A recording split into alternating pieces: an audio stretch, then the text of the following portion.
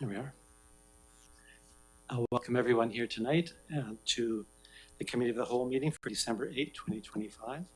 And welcome, everybody.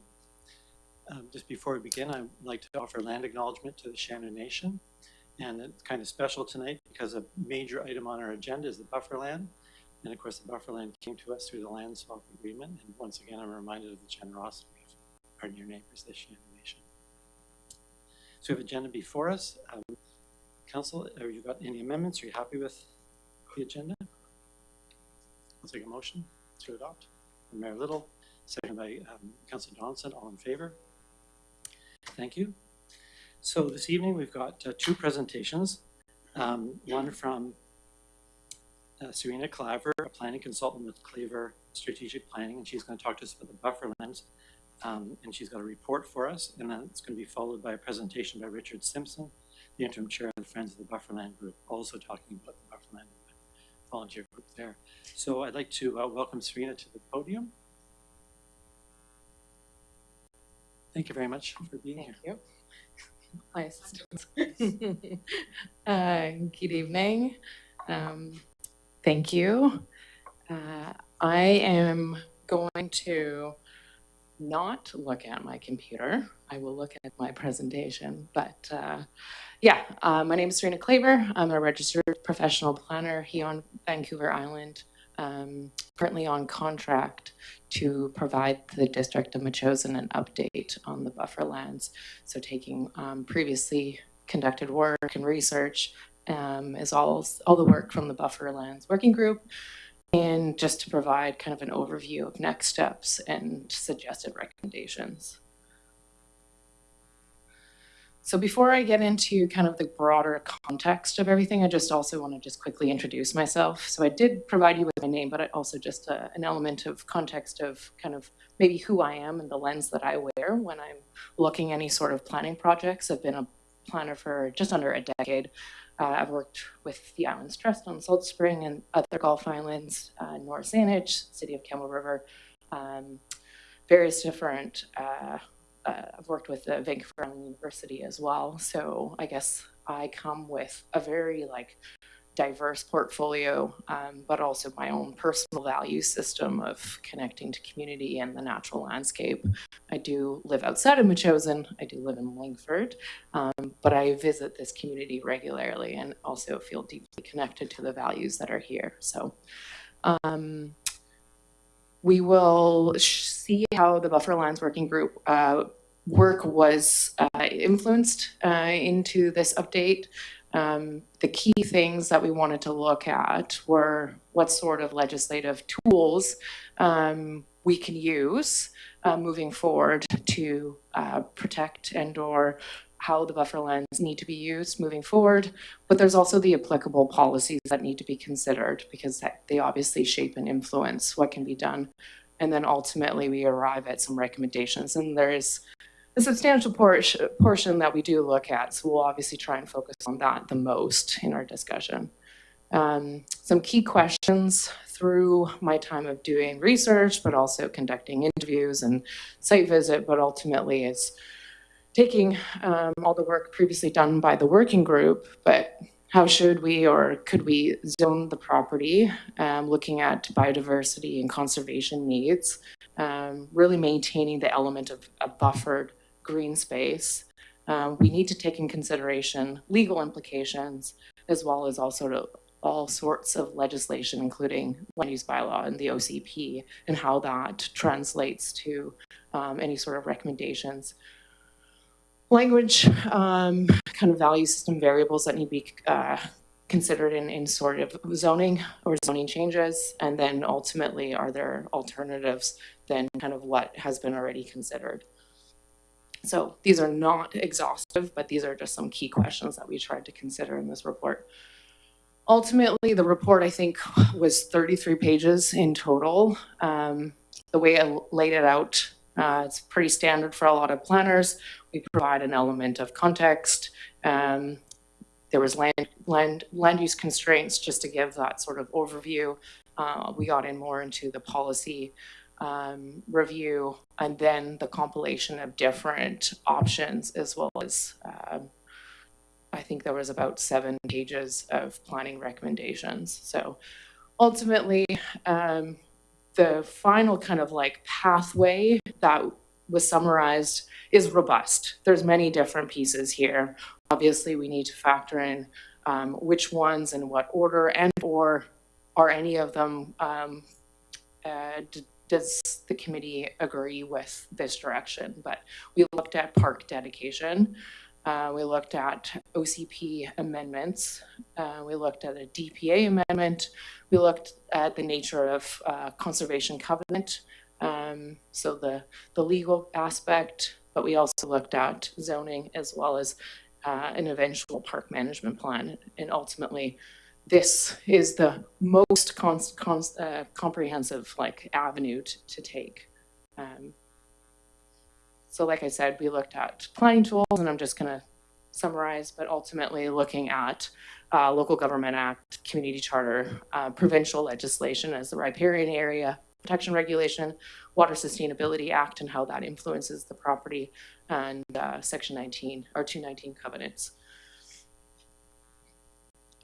So just to summarize, these are some, I don't know if we want to like refer to the report at all, but ultimately, like I said, there was legislative components. I've got a matrix, a summary, and then the OCP policies, which really built into the summary of recommendations. So this, I believe I have this on page 12, or if you're going out of a PDF, it's probably on 13, just because the title is paged at 0. But ultimately, like I said, working through that land use context as well as the policy review, these were the different planning options that we can consider. So park dedication, zoning for conservation, an alternate zone, looking at the combination of rezoning and covenant, maintaining what we have, and or doing nothing, which is status quo. And ultimately talks about kind of a description of that, some example instruments, and then why. This is the next summary in the following page, I believe I've got 13 or 14, is the feasibility summary. So ultimately it's kind of overlaying all those tools with the value system that has been previously looked at how do we want to conserve and use this land, kind of like a pros and cons. Does it meet these needs? And ultimately, you know, recognizing where that certain things are stronger, maybe they don't meet those needs. But this is just to kind of give that overview of where there's the strongest tools or the strongest capabilities of reaching that conservation need. So like I said, this is the lengthy recommendation. I think I've got it starting on page 15. I don't have the report obviously open here, but we can walk through the recommendations a little bit more if that is helpful, because we do go into the rationale and the values as to why they are important. So we'll start with parkland designation. And so this is taking from a perspective of different best practices that I've used for the last decade, as well as discussions with staff as well, and kind of drawing how we could go about meeting the needs of protecting the land, but also tying in the fact that, you know, resourcing is a consideration, staffing capacity is a consideration, timing is a consideration, timing of existing plans or policy changes and how that influences things. So we do need to like really look at a very broad speaking perspective, hence why there were so many different variables and tools that were looked at. But ultimately, it's done before. We've got a case study where it's been used. Blaney Trail was dedicated. It did maintain the existing zoning, which is a similar situation here. And ultimately, the next step would be to adopt a bylaw that would consider this. But we'll work through the sequence of steps first. But ultimately, like, we need to consider the influence of OCP changes and other sort of legalities. So this is just the avenue that we can kind of take first, or at least one of. We do look at the relationship to the OCP and specific amendments. So do want to again thank staff for help here with perspective, but ultimately, like, do we keep the current designation? Do we change? How much do we change? Are we looking at OCP policies and how that sort of influences things and or doesn't, but ultimately just shows kind of advantages, disadvantages for either options. We do need to consider the relationship with the DPA, and again, thanks to staff for giving some historical kind of context, but ultimately there's value in considering amendments to it because of the relationship with the privately owned land at 1165 Neald Road. So yeah, we would want to look into the language that's there in terms of what's supported and what's not. Conservation covenants are used across the board in so many different ways. They can be used in isolation, and some would say it's like a very quick way, a quick tool to use to register on title because it signifies the intentionality of what a land's purposes are without having to go through any sort of zoning or OCP changes. You know, again, there's pros and cons, but ultimately, like, there is a value in having this connected potentially with a land trust. That's what other communities have done. It isn't necessary, but it's just something that is potentially encouraged. And it really depends on, if the district wants to actually be the holder of that covenant. Whereas, because, like situations like Islands Trust, they have a conservation board or entity that actually will hold those covenants, or land stewardship funds and trusts in community will hold the actual covenant. It can be a combination of the district and that land trust. And then we did look at zoning and how that influences things long term. Again, looking at how zoning changes need to be conducted and carried out and in alignment with other policies. So it's just a matter of kind of sequentially what makes the most sense. So this is, again, a recommendation. It isn't what you have to do, but ultimately, one piece was just looking at what the current title and legal notations on title for the land actually speak to. I didn't have the ability to be working with legal counsel at all for the extent of this project review, but ultimately that's definitely a first step, and then moving into looking how that then sets up a park dedication bylaw to consider the buffer lands dedicated as park without any sort of zoning changes. So you'd go through that legal confirmation, then move into drafting a bylaw. And then the next step is looking at the potential OCP amendments, DPA amendments. You would want, obviously, them to be in unison with any sort of OCP updates. The conservation covenant can be separate, but it can follow afterwards. Then obviously looking at zoning. Largely speaking, a park management plan I know has been discussed at one point. I did recognize that the Bufferlands Working Group had some criteria already set out for a park management plan, and so that was also considered and kind of detailed a little bit more in one of the appendices.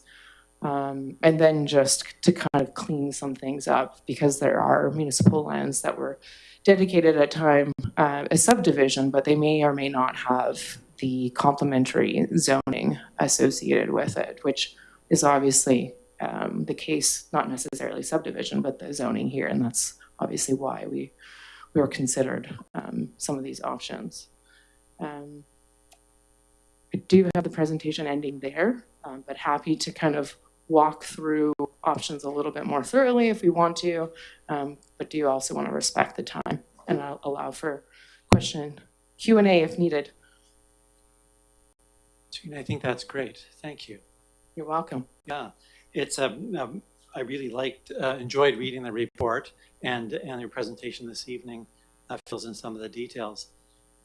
It seems to me you capture the conservation approach that we've been talking about. Correct. And then what I'm looking at, if I understand properly, looks like an efficient approach for us as well, given limited resources.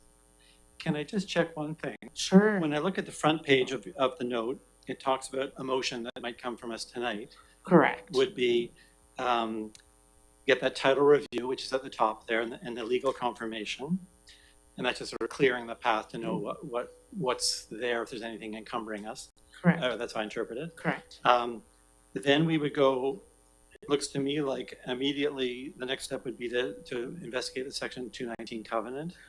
I think I may have mentioned the drafting of the park designation first. Yes. Park so designation following first. This process, yes. Yeah. Yes. So you get the legal review, park dedication, and then a Section 219 covenant, and then look at all the other options. Yeah. So some could say that it doesn't necessarily follow the sequence, leaving out obviously the OCP amendment, the DPA amendment, and so it's more just factoring in.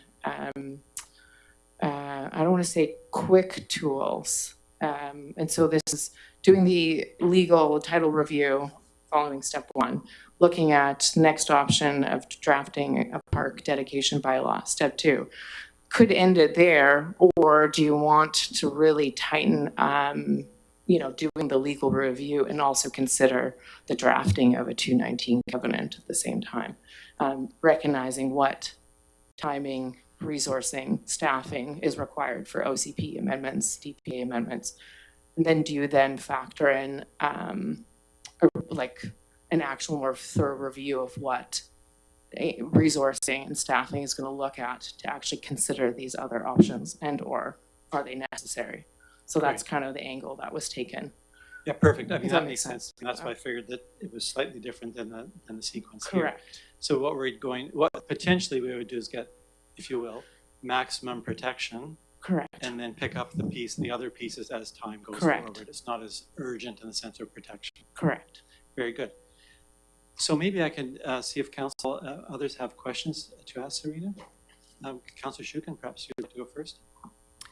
Sure. So, Ms. Klaver, thank you very much for the presentation tonight, and also jumping into this project. And the reason we asked you, Mr. Payette sought and found you and brought you on board is just to address the fact that our current consulting planner is up to her neck and doing wonderful work in terms of helping us meet the provincial housing requirements. So, and thank you for stepping into a subject that has a lot of background to it. So, yes. Wonderful job. Yes. And I apologize if I didn't necessarily showcase the integrity and the fulsomeness of all the history, recognizing that obviously I've only been touching this project for a few months, so tried my best, but yeah, sometimes that can get missed. Yeah. So a question to you through our chair here.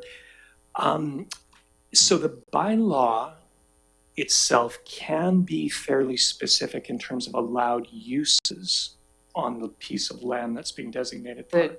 You're talking about the park dedication exactly, bylaw. Yeah. Yeah, I actually I think I put in a template of some language, and also recognizing what has been considered before. So let's see what. So the draft template that I have, it talks about like the purpose of it. So here it talks about ecological protection, passive recreation, right? The strong objective and intentionality and value system of what you intend to use that land for. So it gives like a strong perspective of how you want that land to be used or not, how or not to be used, right? Okay. Yeah. Great. Yeah. I guess I'm batting around the concept of the bylaw, the park dedication bylaw, and whether there is a need for a new zone. And so one of the things that I think a weakness of a bylaw is it can be rescinded by a council. Correct. And where that fits with a park bylaw, though, because you've dedicated the land as park, and to remove that, there is that added requirement of getting elector approval. So I'm not sure how that all works, and that there's maybe some legal issues there that we maybe need to tap into a lawyer. I think regardless, that obviously needs to be considered, like I said, Yeah. with looking at the title review and any Okay. sort of encumbrances and how that impacts things. Any sort of changes like this, there needs to be a legal review. And it's Okay. just a matter of maybe like doing enough preliminary work so you have specific questions that you want to like strategically and effectively lay out versus going back and forth here and there. Yeah. The one consideration that I think we should maybe give to our land use bylaws, if you look at the designation for park, currently P3, there's, in the whole thing, I think there's one mention of park, that P3 can serve the purpose of a park. Right. That's it. So you're allowed to subdivide. I forget what the uses are. I don't have it with me right now, but it's really light. And so there might be some consideration given to doing a new P4 zone. In fact, and interestingly enough, I met last week with a number of residents who were interested in potentially applying such a zone to lands in their area as well. So it might be something for this committee to have a look at. But Can I offer maybe just one? I think one thing that Serena's offered us is that if you do a park if I understood properly, park dedication, that's one thing that can be done relatively easily by us. And then if we were to invoke a section 219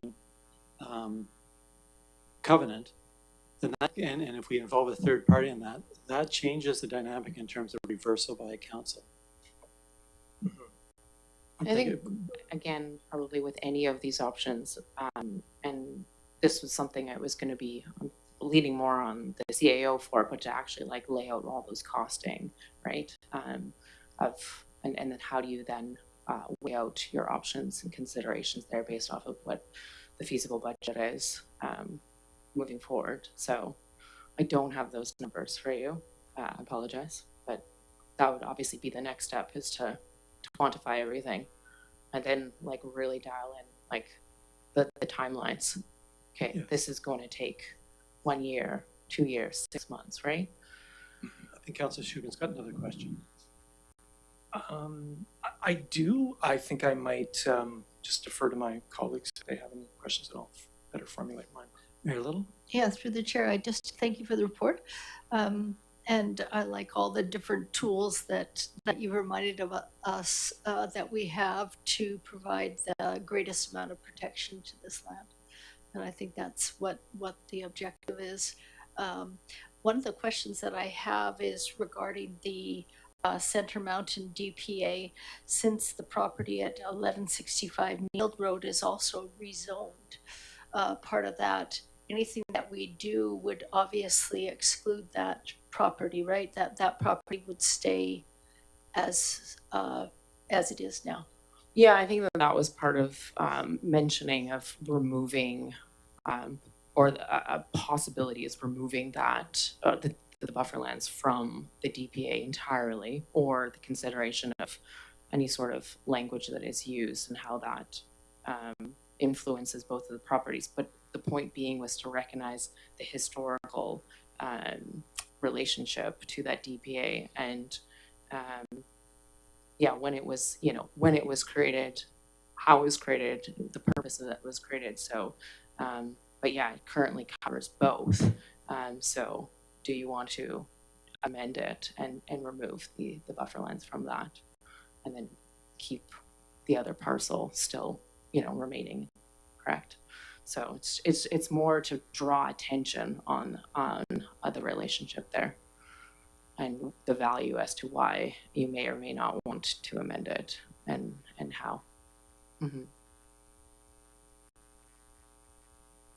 Great, Councillor Donaldson. Thank you for your report. It was a lot of information, but having been part of the working group, there was a lot of discussion too. I don't think that I have any questions. There's a lot to still go through and figure out which paths we're going to do. If we're going to do it in sections, or there's a lot of different recommendations here. Yes, there are. And it was more like, how do you protect this land as much as possible? And so it was, here's the different tools, a potential sequence to consider, but ultimately, obviously, looking at that legal aspect, probably quantifying everything, and then being able to kind of carry forward of, drafting a bylaw and then moving forward with covenants and any further amendments. Makes the most sense. Great. Any other questions? Councillor Shupin? Thank you, through you, Councillor Donalds, or Councillor Gray. You mentioned time before, and thanks, it's a really great point, because we're running out of time in this current term.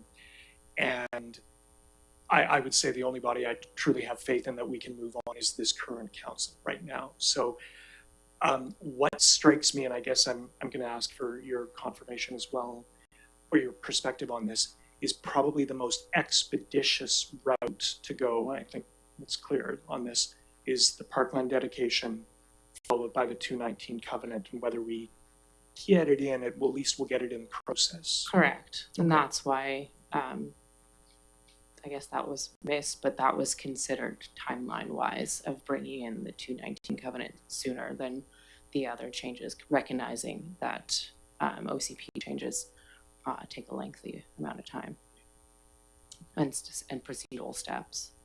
Yeah. And that you would want to obviously line up with other OCP needs, like versus it just being independent. Yeah. Thank you. Thanks very much. Thank you. It's a great report for us to chew on. And we may have some questions when we get to the item again. If you're still Okay. here, that'd be Sounds great. great. Thanks so much. And invite Richard Simpson up to the podium. And Richard's from the Friends of Bufferland group. Richard, help me. What's the formal name? Friends of the Bufferland. Yeah, Friends of the Bufferland. Welcome.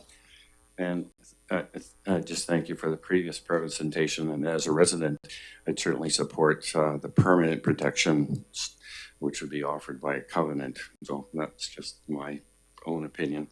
Thank you for that. Good evening. My name is Richard Simpson. I live on Boulder Path Road, which is about a kilometer up the hill from the access to the Bufferland. I am the interim chair of a newly formed group of volunteers that are committed to protecting the natural green space known as the Bufferland. The purpose of my short presentation is to give Council an update on the planning activities of the Friends of the Bufferland and our plans for 2026. Next slide, please. Thank you. As the majority of Metchosin residents know, the Bufferland is the 113 acres of natural green space, generally bounded by Neeld Road to the south, Happy Valley Road to the east, and Langford Center Mountain industrial and residential developments to the north. This image is somewhat dated because although the south and north lobes of the Bufferland remain green and unchanged, the Center Mountain landscape continues to be dramatically transformed. In the year or so since the Bufferland Working Group completed its deliberations and submitted its report to council, a small group of Neil Road residents met to discuss what we could do on a volunteer basis to support the protection, restoration, and preservation of the bufferland. Next slide, please. Thank you. During those meetings, we crafted a vision that we were volunteers committed to a thriving, biodiverse, natural area protected by the community in perpetuity.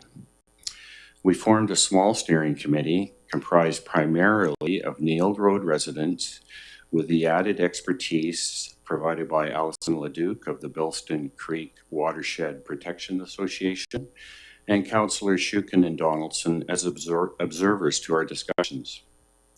We have started a Friends of the Bufferland network, which includes a number of households who had already participated in 2 successful broom clearing events, other Neil Road residents, and a number of other interested people who contacted me as a result of the recent article published in the Muse. Next slide, please.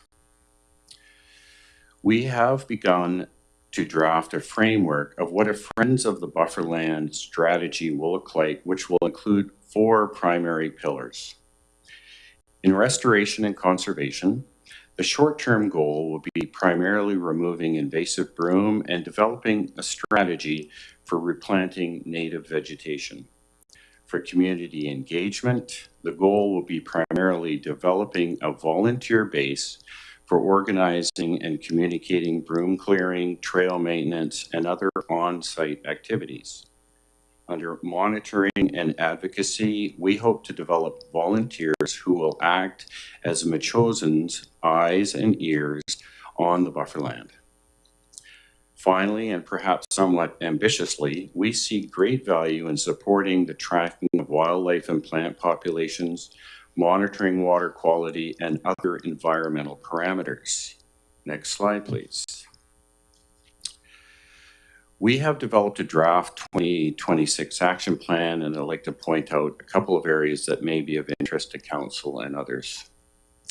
Clearing broom will be a priority for 2026, and we have tentatively identified 3 broom clearing events likely scheduled for the 3rd Saturdays in January, February, and March of next year. Partnership and collaboration is key for the success of the Friends of the Bufferland. There are many other organizations that have the expertise and learned experience that we can adopt. This includes Bilston Creek Watershed Protection, Broom Busters, and similar organizations in Saanich, Colwood, Langford, and elsewhere. Here in Metchosen, the Parks and Trails Advisory Select Committee's Parks and Trails Master Plan refers to the bufferland generously, and PTASK's recommendations for a Metchosen-wide volunteer coordinator, a revitalization of the Trail Stewards Program, are initiatives very much aligned with the vision for the bufferland. The steering committee did have discussions about the name bufferland, which we feel may not accurately describe this very special Metchosen-owned space. Metchosen Creek runs through this green space on its way to Bilston Creek, and we would be supportive either now or in the near future of the Parks and Trails Master Plan recommendation of referring to the bufferland as Metchosen Creek Protection Area or a similar name. We hope to recruit 40 active volunteers through 2026. Some of these volunteers will help clear broom, others may choose to be trail stewards or monitors, and others may engage in plant and animal inventory work. But I would like to emphasize that anyone can become a friend of the bufferland without ever stepping onto the space. They simply support any efforts to protect this special Metchosen-owned green space. Next slide, please. Thank you. In summary, the Friends of the Bufferland will work to build our network, grow our list of Metchosen residents interested about what is happening on the bufferland, collaborate with similar organizations who have walked this path before, learn from them, and adapt their experience and knowledge to the work we have to do on the bufferland. We'll communicate regularly with our friends of the Bufferland Network, Mayor and Council, the CAO, and district staff. We want to thank the Mayor and Council for continuing to support initiatives to protect this very special green space. The CAO and district staff for providing time for us to explain our activities, to the Muse for continuing to profile the bufferland, and those here tonight or listening online. I am extremely optimistic that we'll develop a sound, sustainable framework for the protection of this very special, chosen green space. Thank you. Richard, thank you very much. That's a great presentation, and your enthusiasm comes through. It's wonderful to think that so many people have become interested and been in touch and already started working on the bufferland. So kudos to the whole group. Really appreciate it. I wonder if there are any questions here from members of council. Certainly, congratulations. Thank you. Through you, Councillor Gray. Not so much a question, but I just want to thank you for stepping forward. I know you've been part of the Bufferland Working Group and also the Broom Pulls as well. And yeah, it just, groups need someone to coordinate and to step forward. So I want to thank you, Mr. Simpson, for doing that. And it's, I was aware that you were recruiting, but I wasn't aware it was 35 households you got in the area. So I think that's a good marker. And I think with each household, you're talking about 1 or 2 or 5 people that can come out. And again, in a broom clearing event, if somebody comes out and does 2 hours work, that is fantastic. If somebody comes out and pulls two plants, that's 2 plants that aren't there anymore. So I think over the course of time, we'll get a good program in place. And again, if we can work with other volunteers that are doing similar work, whether in Chosen or elsewhere, I think we can. I'm confident we can do it. So, yeah.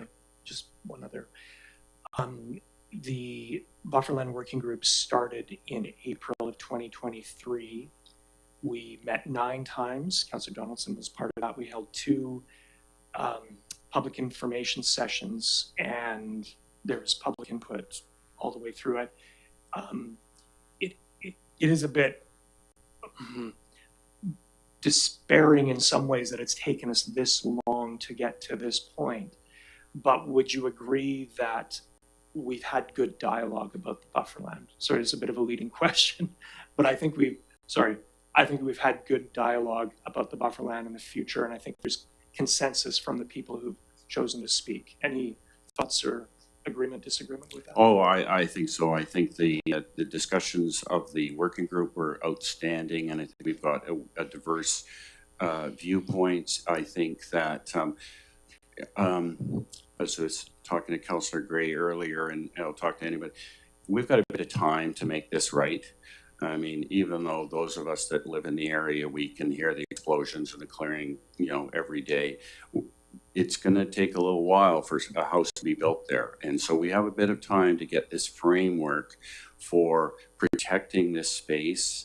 And I think through 2026, we will have a really great framework for broom clearing, for identifying how we're going to replant, for monitoring the stream, for, that Machosen. I wouldn't want to walk down in that Machosen Creek today because I'm sure there's a lot of water coming down there. And we've got to figure out how we're going to manage the trail, stream intersection.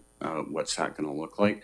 And thank goodness we've got, Billstream Creek expertise to help us out. So yes, we've had great dialogue, and I think not only am I enthusiastic, I think everybody I've spoken to that has communicated with me, they are equally enthusiastic.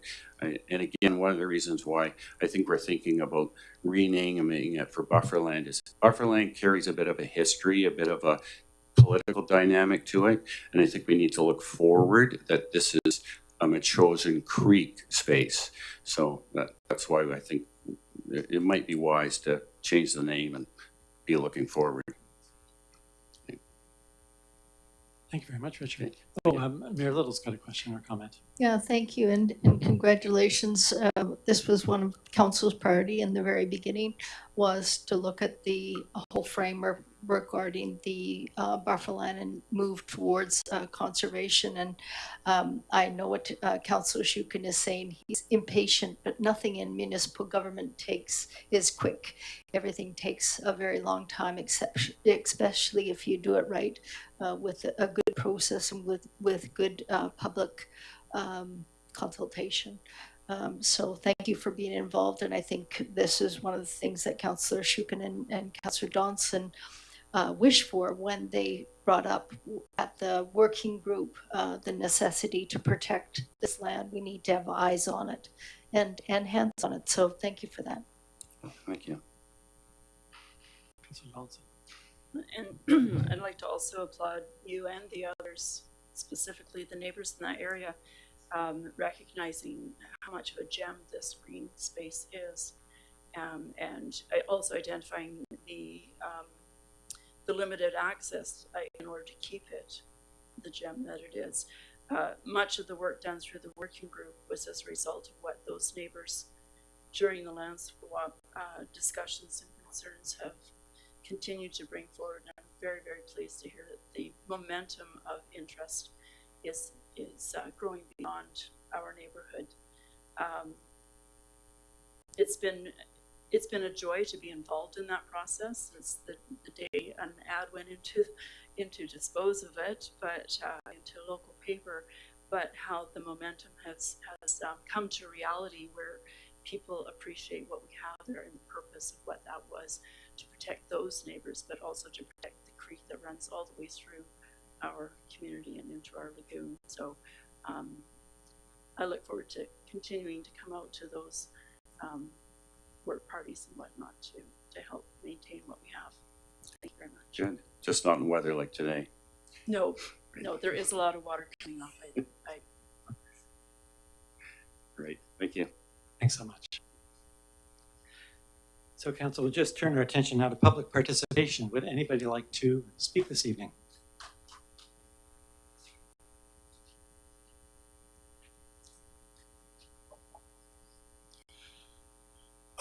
Gary Lamb, Hackmore Drive.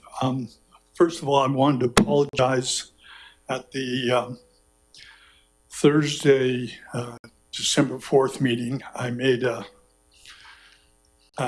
error in that I thought council had approved the 40,000 expenditure for the EOC roof, when in fact they hadn't. And when I got home, I looked at the YouTube presentation. I determined that you had simply passed on it. There was no decision made. So again, I apologize for making that comment. Thanks, Gary. Anybody else like to speak this evening? Seeing no one at the microphone, let's carry on with our agenda. The next item we've got is adoption of minutes. And the first set up are the October 23rd, 2025 Special Finance Committee Budget Meeting minutes. Could I have a motion to approve those minutes? Move adoption. Moved by Mayor Little, seconded by Councillor Donaldson. All in favor?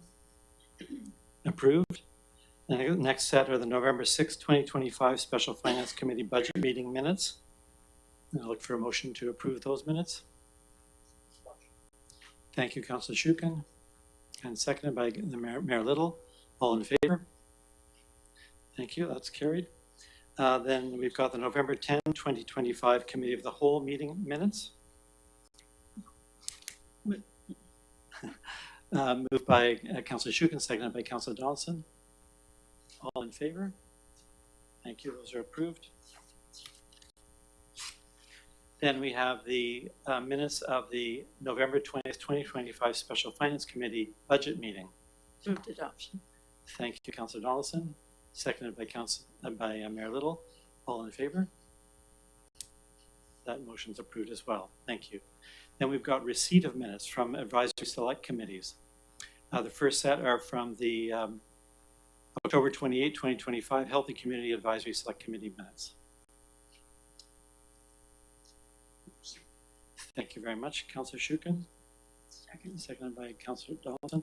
I saw one point in the minutes that was of interest to me, and that was Vio Mitchell presented at Healthy Communities and asked about the committee's role in amplifying volunteerism. And I thought that might be an interesting, we haven't really asked the Healthy Communities to do, pick up any particular items, and that might be one that we could consider in future. So perhaps, no, for tonight, but just to highlight that point in their minutes, and we might pick it up another time. The next minutes are the November 4th, 2025 Fire Hall Steering Committee minutes. Thank you, Councillor Shukin, seconded by Mayor Little. And just a note there to thank the committee for their work on the open house. All in favor? Thank you, that's approved. Then we've got the Parks and Trails Advisory Select Committee minutes of November 18, 2025. Thank you, Councillor Shukin. Moved by Councillor Shukin, seconded by Councillor Donaldson. All in favor? Thank you, Councillor those are Gray. approved. I just will mention that there is an item in here that we'll be talking about a little later around the Trail Service Program. Great, yes, looking forward to that. Thank you. And I also want to welcome Mr. Payette, who said he'd be here at 7:15. He was pretty close. So. Welcome, Mr. Payette.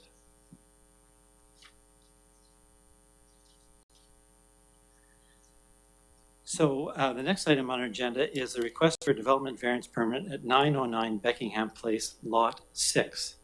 And I might invite our planner, Tara Johnson, to come up. And she's going to tell us a little bit about this. Thank you. Good evening. The owner of Lot 6, 909 Beckingham Place, has requested a variance to increase the distance between a proposed detached suite and a proposed principal dwelling. The owner plans to build the detached suite first and live in it with his family, and then build the proposed principal dwelling later. The owner plans to keep the dwellings all within the family, with planning to have the mother-in-law live in the detached suite later down the road. The lot has riparian area. It also has a sensitive rocky outcrop system, and there is an environmental covenant on the property. And the owner has submitted environmental reports, and they have also submitted their own due diligence report to illustrate all the work that they have done so far on the property. They would like to reduce the amount of clearing, vegetation removal, tree removal as much as possible, and work with the land, which is one of the reasons why they're asking for the variance. So they would like to have a little bit more increased privacy, but they're also looking for flatter areas for building the site, reducing blasting and whatnot. And after reviewing the reports from the environmental and visiting the site, the proposed configuration for the variance request is meeting the clustering requirements while still having environmental protection as a high priority. Planning is recommending option 1 to move forward with it. The applicant, unfortunately, is away and they can't attend, so I'm here for questions. Thank you. Thank you very much, Ms. Johnson. It's a pretty complete report with a lot of details, and I can see that that's because of the covenant that the approving officer requested and worked on it with the developer, and I think with yourself on. So thanks very much for that. Can I ask, what's the status of, is the entire subdivision now been approved, or is it just the first half? Where are we at generally? I believe the entire subdivision has been approved. Great, thank you. I wonder if anyone has any questions to ask of the planner. Not so much a question, but thank you very much for walking through this, Ms. Johnson. It is typical when we have DVPs to request a site visit, so I would be prepared to make that motion. I've had a chance to walk with Lita. They've been very forthcoming in having us out to site. I'm pretty sure I know the property or the area, but it'd be great to see site specific where they're talking about putting the secondary suite and the areas in that will actually possibly be protected by making the move there. So, and I think we'll do that in 2 motions typically. Yeah. So, great. Oh, one other thing though, just to clarify, this isn't a variance to allow a secondary suite, because secondary suites are allowed per the zoning of this, of the subdivision. So this is already, baked into the zone itself. So this is about the setback away from the principal residence. So, yeah. Great. Any other questions? I had another question, and that was, with this, with the secondary suite, when it's built, would it be working off the same well as the principal house, or is there another well required? I see there's a second septic field. I wasn't sure about the water supply. Through the chair, I believe it's the same, but that is something that can be confirmed for the next meeting. Thank you, that'd be great. And the other question I had is, if Councillor Shukin's correct, we're just looking at the distance between the buildings, I think is really the question before us, the variance. In the environmental report provided by the proponent, the owner of the property, they've laid out they've given us a conclusion, which is that they think that if there's implementation of the recommended mitigation measures in the environmental report, then they say that that will further protect the environment throughout the proposed development and minimize environmental impacts. Can we require, in the variance, can we require or seek that the recommendations by their environmental consultant be done? Yeah, through the chair, we can add the environmental report as a schedule, if you would, to the development variance permit, so it could be Schedule B. So that would be what their environmental consultant suggests to be done would be done. Great, thank you. And I wondered, the other question I would have is, if when we meet again to talk about this, if we might get a copy of the covenants or the covenant that covers the property. Yeah, I will provide it with the next staff report. Thank you so much. So maybe that's all the questions we have on that. And Councillor Shukin, you were open to making a motion? Sure. I would move that the committee request staff to send notice to landowners within 60 meters of subject property, informing them of the DVP 2503 application, its purpose, and the January 12th, 2026 meeting date when issuance of the permit will be considered. So moved. Okay. Thank you, Councillor Johnson. Any other discussion, comments, concerns? So we'll call the question. All in favor? That's approved. Thank you very much. And Councillor, you had a second motion. Sure, I would move that the committee request staff set up a site visit with the owners of this property of DVP 2503 as soon as possible. Great. Good. Thank you, Councillor Johnson. So any further discussion? All in favor? Approved. Thanks so much.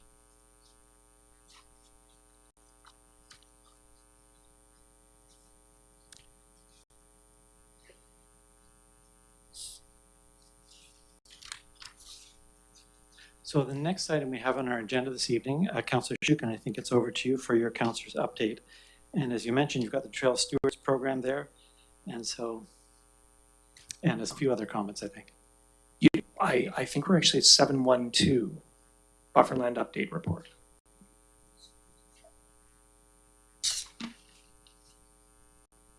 Yes. 7.1.2, agenda item Bufferlands Update Report. So we received the report earlier this evening. And we've got a proposed motion to go with. Just going to find my way here in the documents. Here we are. So on the first page, there is a recommended motion coming from the consultant. Councillor Shukin. Sure, thank you, Councillor Gray. I'm happy to make the motion. The one thing I want to just flag is the amount of time, as I mentioned earlier, it has taken to move through this process. So the Bufferland Working Group, the concept of it was introduced in January of 2023, gave its final report in October of 2023. I brought forward the idea of the new P4 zone last October, and we've now got the report done, so it's just moving slowly, as Mayor Little mentioned. I think that there is some considerable urgency to getting work done on this before the end of the term, and I would encourage us to take action as we can, and support staff in moving ahead with this. So if I could, I would move that the Committee of the Whole recommend, I'm going to just do a few little modifications to the motion as here though, would move that the Committee of the Whole recommend Council direct staff to pursue the following: a title review for the proposed draft of park dedication bylaw. I think we can strike the bracketed part. A section 219 covenant for the a draft section 219 covenant for the long-term protection of the buffer land. A report to Council with draft bylaws and covenant text, and also a review of next steps and all other planning recommendations. So moved. Thank you. I'll second that. Thank you, Councillor Johnson. So discussion. Would you like to say a little bit more, Councillor Shukin? I don't think so. I think I've said all that I can say. Yeah. Very good. Thanks.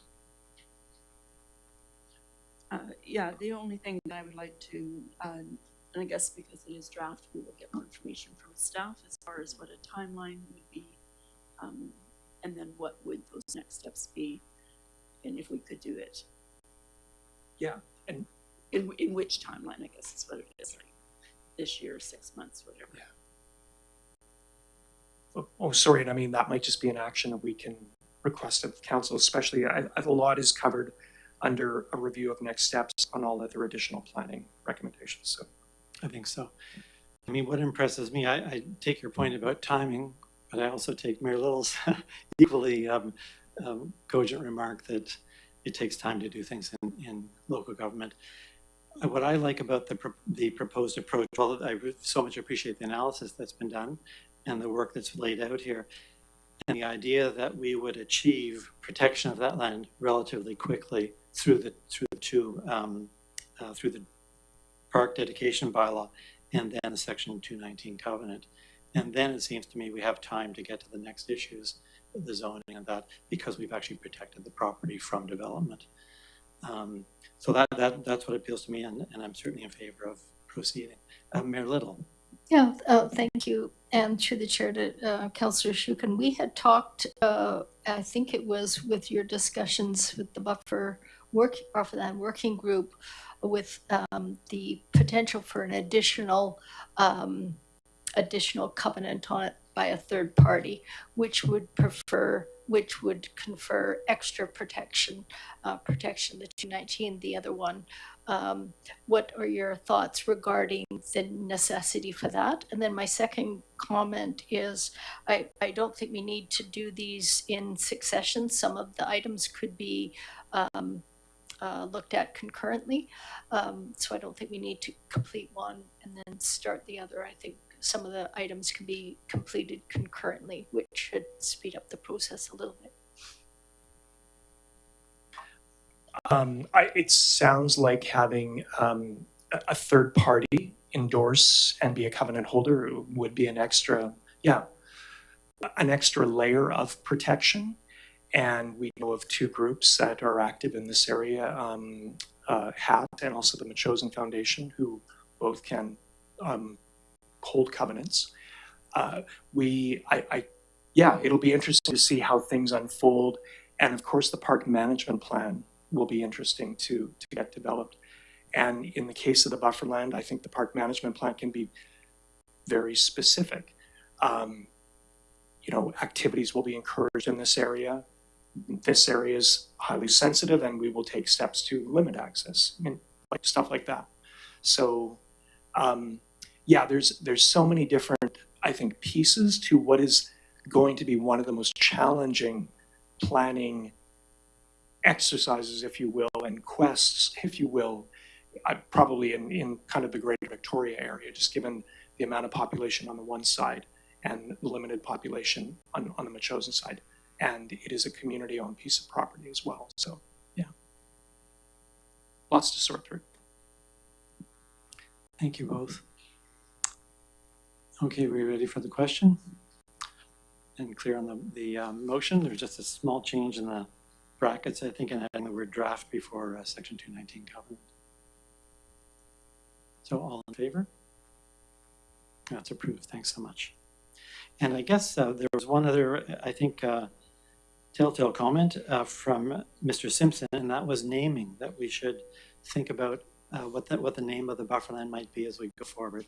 Not an issue for tonight, but I think it's a good reminder for us. And so something that I'm not sure we'd be talking to the bufferland the friends of the bufferland, we'd be talking to PTASC and to the general public about it, I suppose. But the name change is appealing. So, Councillor Shukin, I think we now are to your update. And you'd mentioned the Trail Stewardship Program is one of the things you wanted to talk about.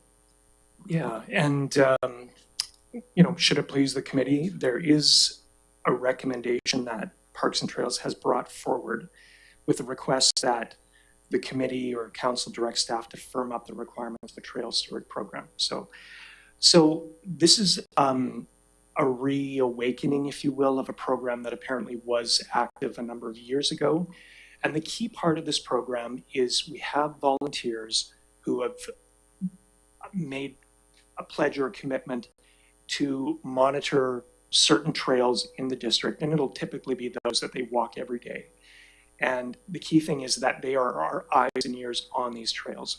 So whether it's a tree has fallen, there's flooding, there might be activity that is undesired, say mountain biking in sensitive areas. So again, eyes and ears. And what I've brought forward here through PTASC is a draft letter that outlines the responsibilities that a trail steward would undertake and clarity on in terms of what they could not undertake, say the operation of a chainsaw. So in speaking with Mr. Payette and Ms. Hansen, there are still some outstanding issues that we have to work through in terms of signing up volunteers, where we stand with insurance and liability issues. But one of the things is we've been talking about this for about a year now at the PTASC level. And so this is in some ways a kickstart to just get more serious about the potential of the program. And what's interesting is if you look in the minutes, PTASC, there's two very elaborate motions, nicely worded from PTASC. We have somebody who's actually willing to step forward and be our first trail steward, someone who's very experienced and known to the district and knows what they're doing. So we do have our first volunteer, and it'd be great to firm up and get them involved. So, yeah. There it is right here. If you look at the letter, I think it is clear at a certain level in terms of what the trail steward can and can't do. And that's, I think, the most important thing. And this isn't about taking any work from our great public works team. It is about essentially being eyes and ears, so we know what's out there. So, Would you like some comments on that sheet right now? please. Great. Mayor Little or Councillor Donaldson, any thoughts? Just looking at the page. Mayor Little. Yeah, thank you, and thank you for this. It is a program that actually does exist today. I know of two of the trail stewards, one in the Blinkhorn Park and in the Buckbrush area, that routinely help to monitor the parks, and when there is minor issues, they deal with it, and when there's major chainsaw issues, they forward to the trails coordinator. And so I think this is just a continuation of that program, and I think it'll be wonderful to get this solidified and recruit more volunteers to the program. Thank you. And it's this has been a program that's been talked about for a lot of different years. And people have come and they've gone. One of the things that I would like to encourage PTAS to do is to visit the Metchosin Equestrian Society's next meeting, and as they are trail users and they frequent trails all over throughout the community.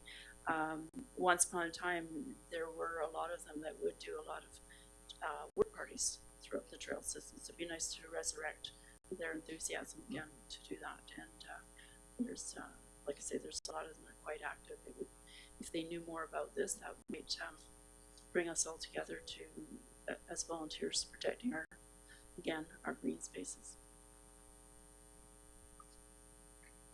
Oh, sorry, great point.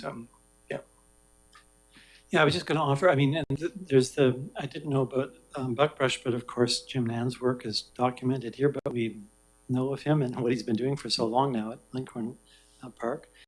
And then there's a new group at the Bufferland. So we've got a good start.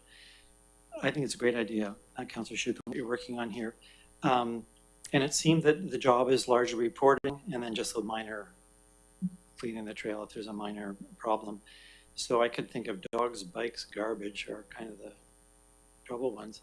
What might be difficult is just being sure that people are clear about what their role is and that they don't run into problems, you know, in confronting folks. So that's just the one thing that comes to mind, asking people to be on the trails and then noticing problems. Maybe some problems are best dealt with by reporting, but rather than engaging. So that'll be something that PTAS can talk to the folks about, and of course we've got people with experience who can help guide those discussions.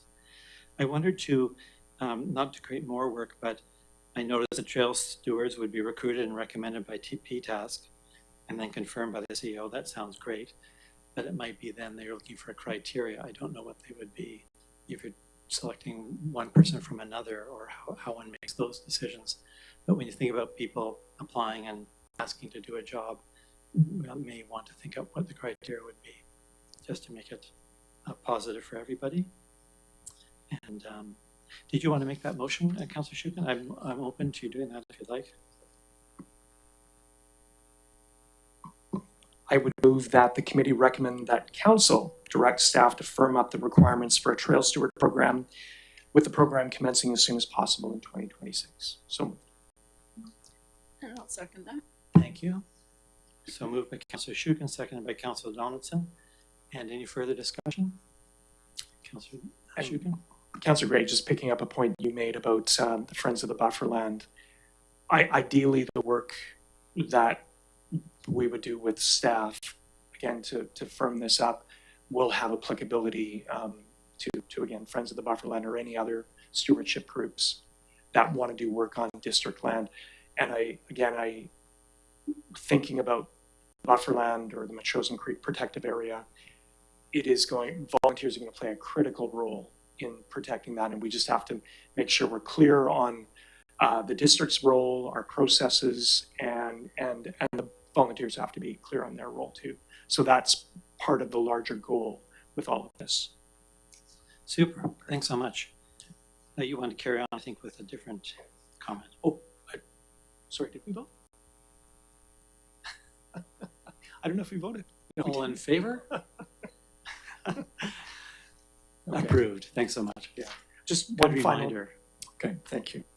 So one final thing, Parks and Trails Master Plan, we had the open house on November 22nd. About 30 people showed up. You can see the key themes here, including a mention of the park or the Trail Stewards program. We've had, actually, there was a follow-up meeting with the community group as well, who are also interested in doing a stewarding program with the trails in their kind of local area as well. So generally good response to the plan. People have mentioned it's long, there's some redundancies, so we are going to go back and strengthen the text.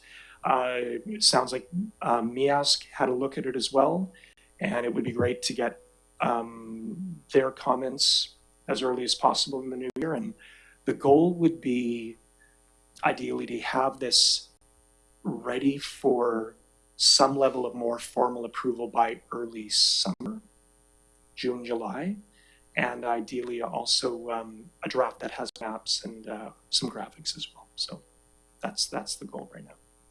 Great, thank you. Super. We appreciate the work that people put into that. And yes, Miask has some, or is working on their feedback, and we'll get that to you.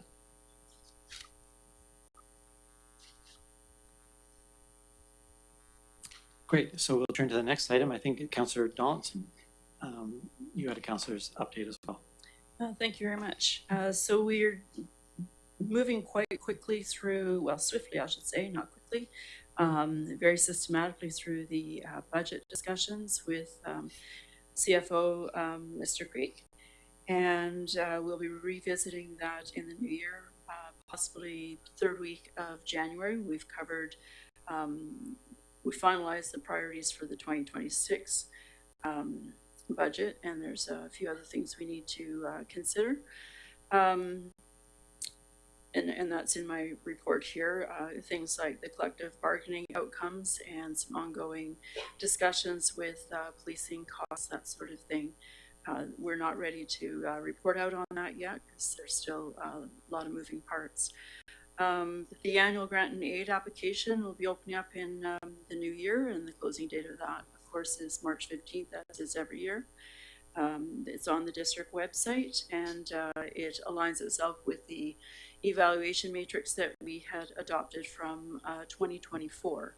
So looking forward to seeing that process take place again. West Shore Parks and Recreation Society, their last meeting, they're going to unroll a marketing theme, something a little new. This is a bit of their PR about educating the public of where we have come from through the decades, and our marketing team is so enthusiastic, so they're going to have lots of fun activities throughout the recreation center and different programs and whatnot that are theme related with the 80s, 90s, and the 2000s. So look forward to, they're calling it the Rewind, Refresh, and Recreate. So we'll see how that pans out. We're on target with our finances. The Q3 report was pretty healthy, not a lot of overages, pretty close to what we had expected, so we're happy with that. I had reported previously about a new storage policy that was coming up, and so we're closer to that now, and that'll be put out to the tenants of the property.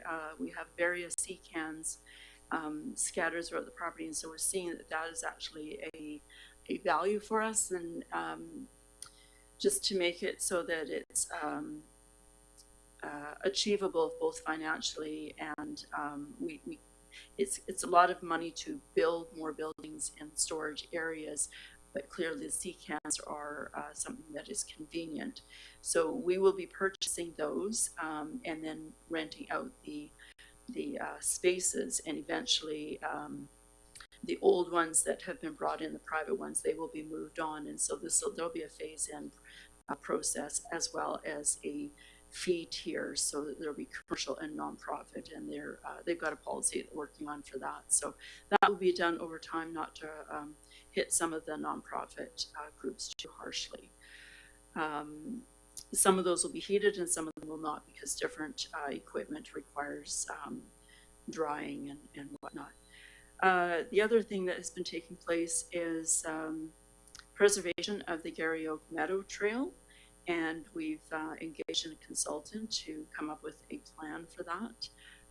I did report previously that our own Andy McKinnon had come and done a great presentation as well, and gave us some very good pointers as to the purpose of having some fencing and stewardship, and with that, similarly to, I think, what we've talked about bufferlands too, an educational component.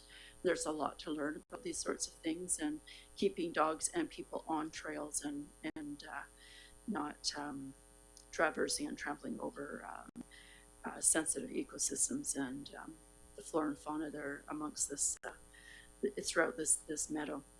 The regional master plan is ongoing. We'll be seeing a revised draft coming up in the next while. There's been lots of feedback from the membership municipalities, us being one of them, so I'm looking forward to that as well. The Greater Victoria Public Library, again, everybody's working on budgets, and so they are making visits to the different municipalities with budget presentations. They have been recruiting more staff, which is one of the reasons their budget will be going up. They are very close, if not completed. They're reducing their vacancy rate, so they're almost at the pre-COVID rate of staff. So it's taken them much longer than, say, it did for West Shore Parks and Recreation, but they're getting there. And with that, what we're going to start seeing is Sunday openings at some of the churches, or not churches, the libraries, and the first being the Central Branch.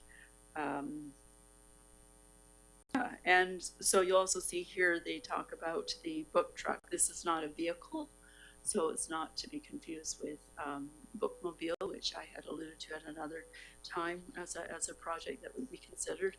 Book trucks are carts inside the library of books that are taken out of circulation but still have great values, so they do keep recirculating them, and a lot of great reads and great resources, so something to add to your own library at home. This is something I did quite a bit when my children were younger. We got a lot of lovely books, many Canadian authors and whatnot as well.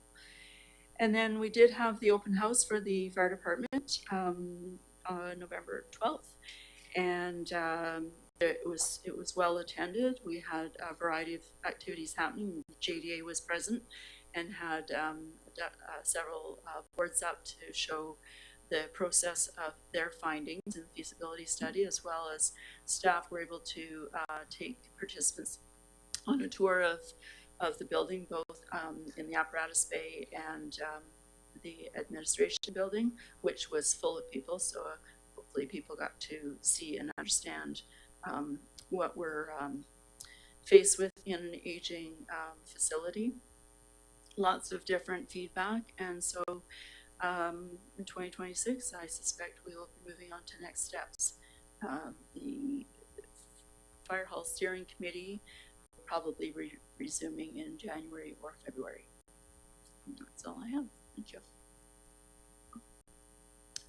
Thank you, Councillor Donaldson.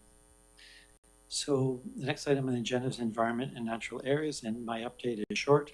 We worked at our last meeting at the Mitchelson Environmental Advisory Select Committee on the PTASC Master Plan, Trails and Parks Master Plan, and we'll have some comments on that. And then we looked at some correspondence that the Mayor and Council received from Anita Strauss and Bev Bacon about the tanker ban that's been in the news a lot in the last few days, or last few weeks, I guess. And they shared with us some information relating to a committee of the whole meeting at the City of Victoria, where a motion was passed similar to the motion that Miask put to us this evening. I think we all know about the tanker ban issues. There's a whole problem within sort of reversing environmental protections and increasing the risk of catastrophic oil spills on the North Coast. And both the province of British Columbia and the Coastal First Nations are opposing the lifting of the ban. And Mias thought that it would be a good idea for us to join Victoria and potentially other municipalities who are writing now to the federal and provincial governments on the topic. So there's a motion here from the committee, which I'll read out. The council, I'll make the motion. The council requests the mayor write to the provincial and federal governments in support of continuing the Oil Tanker Moratorium Act tanker ban protection of BC's coast from the threat of oil spills, economic disruption, and environmental harm associated with new oil pipelines and tanker traffic. If someone would like to second that, I would offer a few more comments. I'll second. Thanks so much, Councillor Shukin. So I guess at this point, we've heard that there's an agreement between the federal government and Alberta to proceed with a pipeline to the coast, and then therefore the notion of lifting the tanker ban. So I think it's timely to get a letter in. and show our support for maintaining the tanker ban on the coast. Mayor Little. Yeah, thank you. So we discussed this in essence at the last council meeting, and council asked if I would write a letter to the Minister of Transport, and I did. That went out on December 4th. I noted the concerns regarding the tanker traffic and the fragility of the coastline along the south coast here, and the impossibility of a response in certain conditions, as we had noted before, outlining the support for the 2019 tanker moratorium, as well as thank you for their past leadership on that, and hopefully they will extend their protection that is provided to the north coast to the sensitive south coast as well. I did also give the recipients of the letter, our MP, the heads up that this was coming, and she provided a response I can read out as well. So that went out on December 4th. So I don't know if this motion is actually necessary, because it's already gone to the Prime Minister and to Minister Stephen McKinnon, the Transport Canada, and it's copied to our MP Stephanie McLean, the Premier David Eby, the Honourable Randy Neal, the Minister of Water, Land, Resource Stewardship, Minister Adrian Dix, Minister of Energy and Climate Solutions, and the Honourable Minister Tim Hodgson, Minister of Energy and Natural Resources. So a letter's already gone out. And also, it's a little bit unusual that we received this recommendation outside of receiving the minutes for the me-ask. That's usually how we do it. So if we were to think about writing yet another letter, I think we should wait and receive the minutes. That's only respectful from me-ask, and then consider their recommendation. Thank you. Councillor Shukin. Thank you, Councillor Ray. You know, overall, I'm supportive of the motion. I have to recognize that we continue to have a very complicated relationship with fossil fuels, and it's bound to be complicated for decades to come. But lifting the oil tanker ban on the North Coast, I think, is something that should concern all coastal communities. So that's my view on a broader perspective. But on a procedural matter, I wonder if we might set this aside until we see the letter. I haven't seen the letter that Mayor Little has written recently.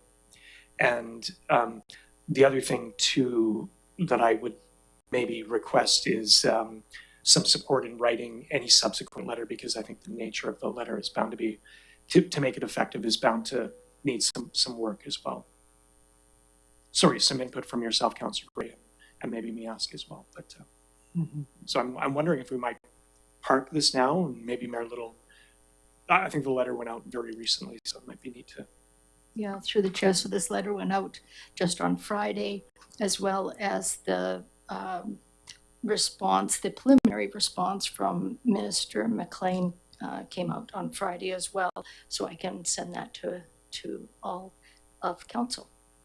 Maybe do you mind reading us? You offered to read us what Minister McLean responded with? Sure.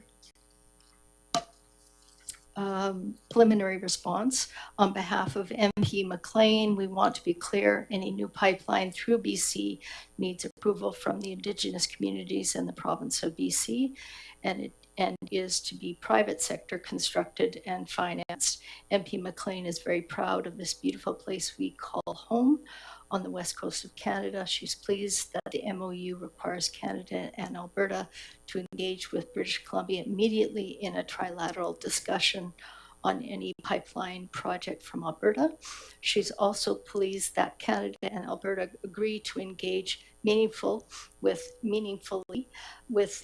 Indigenous peoples in British Columbia with the involvement of the BC government.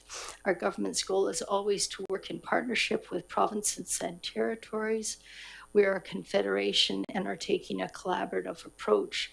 To that end, we are engaged in productive conversations with Premier Eby that have helped us to advance more major projects in BC than any other provinces. British Columbians are proud of the coast, and this government will always work to protect it in partnership with provincial counterparts and Indigenous communities. Major projects come with major responsibilities, and we're committed to ensuring that any proposal is assessed against strict environmental safety and Indigenous consultation standards. The federal government is also clear that any new pipeline must be paired with the Pathways Alliance decarbonization project, which significantly reduces emissions from the oil sands. This aligns with the commitment to ensure that any future energy projects are low cost, low risk, and low carbon as a part of Canada's broader climate competitiveness strategy. At the same time, it's important to note that at the same time, it is important to note that Canadian energy is produced under some of the most stringent environmental and regulatory standards in the world, ensuring that any developments meet high expectations for safety, sustainability, and environmental protection. Lastly, we need to diversify our markets considering the challenges we face from abroad. So that's from the administrative assistant of Stephanie McLean MP. Thank you very much. It sounds like she got the message on the northern tanker ban, but I'm with Councillor Schuken's idea here. Maybe I should explain the motion that we passed the other night. Mayor Little, you raised, from the table and referred to our previous correspondence, which was to do with tankers off Metchosin Coast. But I'm pleased you've gone ahead and talked about the northern moratorium as well in the letter, in addition to what we had talked about at council. But why don't we, if the committee is fine with it, we'll withdraw the motion tonight. Great, we'll get copies of the letters and take a look at that, and I can run it, take a look at it myself and see if there's anything further to do through me, ask or not. And to your point, Councillor Shu can provide some wording in the event that we should do something else. But very much appreciate the effort you put in there, Mayor.